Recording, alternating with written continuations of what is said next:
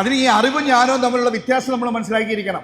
ഇപ്പോൾ ഞാൻ നിങ്ങളൊരു ഒരു ഒരു കാര്യം പറയും. ഇപ്പോൾ ഈ ഇവിടുന്ന് എറണാകുളത്ത് പോകുന്ന വഴിക്ക് ഒരിക്കലും ഒരു ആക്സിഡൻറ്റ് നടന്നു. ഒരു പയ്യൻ ഒരു ബൈക്കും കൊണ്ടുപോയിട്ട് ഒരു ലോറിയുടെ പുറകിൽ കൊണ്ടുപോയിട്ട് ഇടിച്ചു. ആക്സിഡൻറ്റ്. ആ പയ്യൻ തെറിച്ചു വീണു. ഹൈവേയുടെ നടുക്ക് കിടക്കുകയാണ്. Severe head injury, bleeding. ഒരു എഞ്ചിനീയറിംഗ് കോളേജിൽ നിന്നാണ് തോന്നുന്നു. ടൂറ് പോയിട്ട് തിരിച്ചു വന്ന അധ്യാപകരും ഒരു സംഘം വിദ്യാർത്ഥികളും കൂടെ ബസ്സിൽ തിരിച്ചു വരിക. ഈ പയ്യൻ വഴി വീണ് കിടക്കുന്ന കണ്ടിട്ട് ആ ബസ്സിൻ്റെ ഡ്രൈവർ അവിടെ ബസ് നിർത്തി. ആ ബസ്സിലുള്ള മുഴുവൻ ആൾക്കാരും ചേർന്ന് ആ വീണ് കിടക്കുന്ന പയ്യൻ്റെ വീഡിയോ എടുത്തു.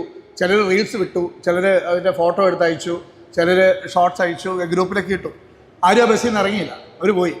അത് തൊട്ട് പുറകിൽ ഒരു ഫോർച്യൂണറാണോ ഇന്നോവയാണെന്ന് ഓർക്കുന്നില്ല, അതുപോലെ ഒരു വണ്ടി. അദ്ദേഹവും വണ്ടി നിർത്തി ഫോട്ടോ എടുത്തിട്ട് പോയി. അതേപോലെ ഒരു ഓട്ടോറിക്ഷക്കാരൻ വന്നു, എങ്ങോട്ടോ ഓട്ടം പോവുകയാണ്. ഈ പയ്യൻ കിടക്കുന്നത് കണ്ട ഓട്ടോയിലുള്ള യാത്രക്കാരനെ പുറത്തിറക്കി നിർത്തിയിട്ട് ഈ വീണ് കിടക്കുന്ന ചെറുക്കനെ ഓട്ടോറിക്ഷ കയറ്റി ഹോസ്പിറ്റലിൽ കൊണ്ടുപോയി. There was a brilliant surgeon in the hospital. പ്രോസസ്സും പ്രൊസീജിയറും ഓപ്പറേഷനോ അതിൻ്റെ പരിപാടികളെല്ലാം കഴിഞ്ഞപ്പോൾ ഈ പയ്യൻ്റെ ലൈഫ് തിരിച്ചു കിട്ടി. ഈ പയ്യനെ ഏറ്റവും കൂടുതൽ സഹായിച്ചതാരാ? ഡോക്ടറാണോ ഓട്ടോറിക്ഷക്കാരനാണോ? ആരെ സഹായിച്ചത്? ആ ഓട്ടോറിക്ഷക്കാരനുള്ളതാണ് ജ്ഞാനം. ഡോക്ടർക്കുള്ളത് അറിവ് തെറ്റല്ല, ജ്ഞാനമുള്ളവരായിട്ട് മാറണം.